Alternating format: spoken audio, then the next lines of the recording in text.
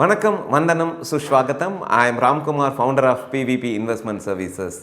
இன்றைக்கி ஒரு இன்ட்ரெஸ்டிங்கான வீடியோ பார்க்க போகிறோம். இந்த ஒரு 9 ப்ரூட்டல் ஸ்டெப்ஸை மட்டும் நீங்கள் அவாய்ட் பண்ணுங்க அப்படின்னா நீங்கள் வாழ்க்கையில் அடுத்த நிலையை அடைய முடியும். நீங்கள் ஒரு வெல்த்தி பர்சனாக மாறுவீங்க. உங்களோட கோல் எல்லாத்தையும் நீங்கள் அச்சீவ் பண்ணுவீங்க. இந்த மாதிரியான இன்ட்ரெஸ்டிங்கான ஃபினான்ஷியல் ரிலேட்டட் இன்ஃபர்மேஷன்ஸ்க்கு க்ரோ வித் ராம் சேனலை ஃபாலோ பண்ணிக்கோங்க, சப்ஸ்கிரைப் பண்ணிக்கோங்க, பெல் பட்டனையும் அமுத்திடுங்க. தேர்பை நாங்கள் ரெகுலராக போடுற ஷார்ட்ஸ் வீடியோஸ் உங்களுக்கு வந்து சேரும். உங்களுக்கு ஃபினான்ஷியல் ரிலேட்டடாக ஏதாவது கொயரிஸ் இருக்குது, இல்லை உங்களோட எக்ஸிஸ்டிங் போர்ட்ஃபோலியோவை ரீஸ்ட்ரக்சரிங் பண்ணணும் அப்படின்னா இந்த நம்பரை கான்டாக்ட் பண்ணுங்கள். நானே அதுக்கான ஹெல்ப்பை உங்களுக்கு பண்ணுறேன். இந்த வீடியோவில் ஒரு 9 ஸ்டெப்ஸ் பார்க்க போகிறோம். இந்த மிஸ்டேக்ஸை மட்டும் நீங்கள் பண்ணிடாதீங்க அப்படின்னு சொல்லிட்டு. முதல்ல ஸ்டெப்ஸ் என்ன அப்படின்னா, நீங்கள் சம்பாதிக்கிற பணம் வந்து உங்களை பணக்காரர் அப்படிங்கிறது சொல்கிறது கிடையாது. பிகாஸ் நீங்கள் எவ்வளோ தான் சம்பாதிச்சாலும் அதுலேருந்து எவ்வளோ தொகையை சேமிக்கிறீங்க அப்படிங்கிறத பார்க்கணும். நான் சொல்ல வர்றது என்ன அப்படின்னா, நீங்கள் சம்பாதிக்கிற பணத்துக்கும் நீங்கள் பண்ணுற இன்வெஸ்ட்மெண்ட்டுக்கும் இருக்கிற கேப் வந்து பெருசாகிட்டே போகணும். தேர்பை உங்களால் அடுத்த ஸ்டெப்ஸில் உங்களோட லைஃப்பில் போகிறதுக்கான வாய்ப்புகள் இருக்குது. அடுத்தது, நீங்கள் என்ன தான் பணம் காசு ரெகுலராக உங்களுக்கு சம்பாதிக்க ஆரம்பிச்சிட்டிங்க அப்படின்னாலும் உங்களோட லைஃப் ஸ்டைலை நீங்கள் இப்போ எப்படி இருக்கீங்களோ அதே அளவுக்கான லைஃப் ஸ்டைலை மெயின்டைன் பண்ணணும். Because majority of the times நம்ம சம்பாதிக்க ஆரம்பித்ததுக்கப்புறமா நம்மளோட செலவு பண்ணுறதுக்கான ஹேபிட்ஸ் இன்க்ரீஸ் ஆகும். இதை நம்ம கண்ட்ரோலாக வச்சுக்கிட்டோம் அப்படின்னா, உங்களோட லைஃப் ஸ்டைலை மாடரேட்டாக அதே லெவலில் வச்சுக்கிட்டீங்க அப்படின்னா நீங்கள் வெல்த்தி பர்சனாக ஆகிறதுக்கான வாய்ப்புகள் அதிகமாக இருக்குது. அடுத்தது, நீங்கள் சம்பாதிக்க ஆரம்பித்ததுக்கப்புறம் உங்ககிட்ட பணம்ங்கிறது வந்து சேருது. அப்போ நீங்கள் என்ன செய்கிறீங்க அப்படின்னா, நீங்கள் நினச்ச நேரத்தில் சேவிங்ஸை பண்ணிக்கலாம் அப்படிங்கிறத மனசுக்குள்ளே கொண்டு வந்துக்காதீங்க. அதுக்கு பதிலாக கன்சிஸ்டண்ட்டாக ஏர்லியாகவே உங்களோட இன்வெஸ்ட்மெண்ட்டை ஆரம்பிச்சிருங்க.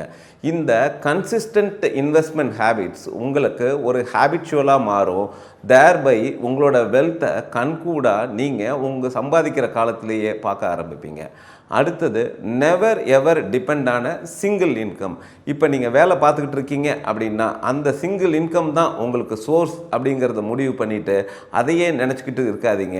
அதுக்கு பதிலாக நீங்கள் ஏர்ன் பண்ண ஆரம்பிக்கும் போதே உங்களோட சேவிங்ஸை இன்வெஸ்ட்மெண்ட்டாக மாற்றி அதுலேருந்து ஒரு பேசிவ் இன்கம் வர்றதுக்கான ஏற்பாடு பண்ணுங்கள்.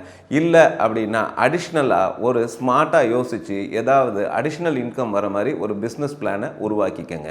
நிறைய பேர் சம்பாதிக்க ஆரம்பிச்சதுக்கப்புறமா இன்வெஸ்ட் பண்ணுறோம் அப்படின்னு சொல்லிட்டு குயிக்காக மணி கிடைக்கும் அப்படிங்கிற ஆப்ஷனில் ட்ரேடிங்லேயோ இல்லை வேறு ஏதாவது அவங்களுக்கு சம்மந்தமே இல்லாமல் ரெகுலேஷனுக்கு கீழே இல்லாத இன்வெஸ்ட்மெண்ட்டில் ஹை ரிட்டர்ன்ஸ் இருக்குது அப்படின்னு சொல்லி நம்பி அந்த முதலீட்டை அங்கே கொண்டு போய் போடுவாங்க. இந்த தப்பை மட்டும் தயவு செஞ்சு செஞ்சிடாதீங்க. நீங்கள் இன்வெஸ்ட் பண்ணுற போலையான இன்வெஸ்ட்மெண்ட் சிம்பிளாக இருக்கணும், ப்ரூவனாக இருக்கணும், அதுக்கு பின்னாடி ஒரு கவர்ன்ட் பாடி இருக்கணும். தேர்பை உங்களுக்கு கன்சிஸ்டண்ட்டாக உங்களுக்கு ஒரு நல்ல ரிட்டர்ன்ஸ் கிடைக்கும் அப்படிங்கிற ஒரு கான்ஃபிடென்ஸ் உங்களுக்கு கொடுக்கணும். அடுத்ததாக நம்ம பார்க்க போகிற பாயிண்ட் என்ன அப்படின்னா, எனி டைப் ஆஃப் எமர்ஜென்சிலேயோ இல்லை ஒரு ஜாப் லாஸ்லேயோ நீங்கள் உங்களோட இன்வெஸ்ட்மெண்ட்டோட சோர்ஸை தான் நம்பி இருக்கீங்க அப்படின்னா டெஃபினட்டாக அந்த மாதிரியான இன்வெஸ்ட்மெண்ட் மெத்தடு இட்ஸ் அபத்தமானது. அதுக்கு பதிலாக நீங்கள் உங்களோட இன்வெஸ்ட்மெண்ட்டை ஆரம்பிக்கும் போதே எமர்ஜென்சி ஃபண்ட் அப்படின்னு சொல்லிட்டு ஒன்று க்ரியேட் பண்ணிடுங்க. ஸோ தேர்பை உங்களுக்கு ஜாப் லாஸ் ஆனாலும் இல்லை ஒரு அன்ஃபோர்சீன் எக்ஸ்பென்சஸ் ஆகுது அப்படின்னா அந்த எமர்ஜென்சி ஃபண்ட் உங்களுக்கு ஹெல்ப்ஃபுல்லாக இருக்கும். உங்களோட வெல்த் க்ரியேஷனில் இருக்கிற இந்த இன்வெஸ்ட்மெண்ட் அமௌண்ட்டு எக்காலத்திலும் அதோட க்ரோத்தை பாதிக்காது. அடுத்தது, 7ஆவதாக சொல்ல போகிறது என்ன அப்படின்னா, இதுதான் மெஜாரிட்டி ஆஃப் த பீப்புள் அவங்க இன்வெஸ்ட் பண்ணும்போது மிஸ் பண்ணுறது. எமோஷன்ஸை கண்ட்ரோலாக வச்சுக்கோங்க. உங்களோட பணம் அதிகமாகும்போது க்ரீட் ஆகி அது பின்னாடியே போகாதீங்க. இல்லை உங்களோட இன்வெஸ்ட்மெண்ட் அமௌண்ட்டு மார்க்கெட் கரெக்ஷன்ஸ்னால் கம்மியாகும்போது பேனிக் ஆகிட்டு வெளியில் வந்துடாதீங்க. இமோஷன்ஸை கண்ட்ரோலாக வச்சுக்கிட்டீங்க அப்படின்னா லாங் டேர்மில் உங்களால் வெல்த்தை க்ரியேட் பண்ண முடியும். அதுக்கு ஒரு சரியான எக்ஸாம்பிள், நீங்கள் மியூச்சுவல் ஃபண்ட்ஸில் சிஸ்டமேட்டிக் இன்வெஸ்ட்மெண்ட் பிளானில் ரெகுலராக இன்வெஸ்ட் பண்ணுறீங்க.